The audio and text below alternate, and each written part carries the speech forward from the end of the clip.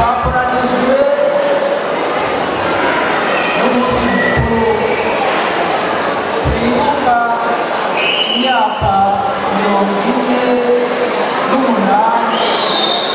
Uburundi bwoguruye bukikukira bukava mw'idarapo mwabonye kare idarapo y'ababiligi ugashinga intahe yabwo ugashinga idarapo yabwo idarapo y'Uburundi ikurira hejuru idarapo y'Ububiligi ikamanuka.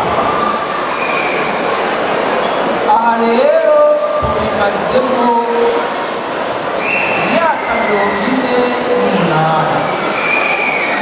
Uranyumviriza abavandimwe, nagira ngo tuyage akanya gatonya mu ijambo.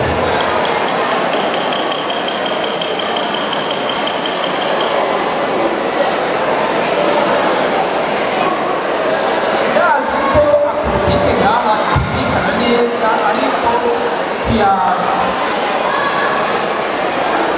Iyo myaka 48 tumaze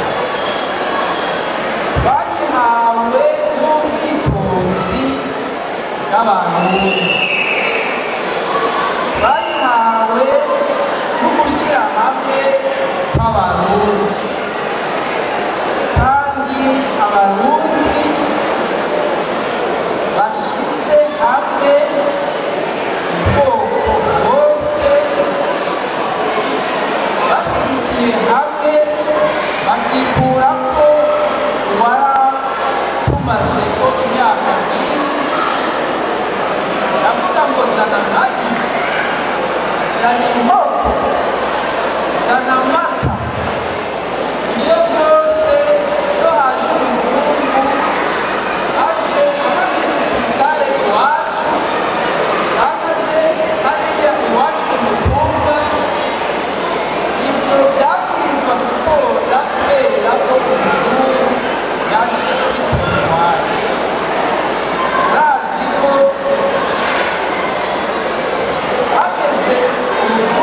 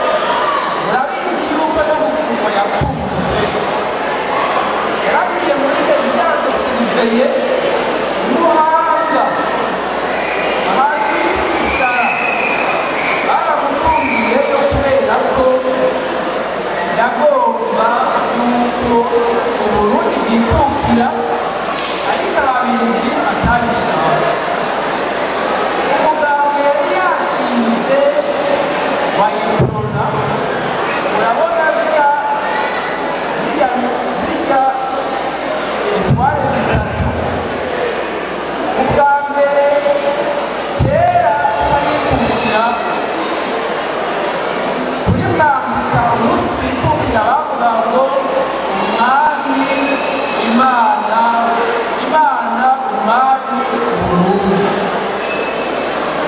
Hakuye rero yuko twikukiye imana umwami Burundi akaza repubulika, umugabo wa Iprona ko Rwagasore yari yarondeye kwikukira yari unité travail programme.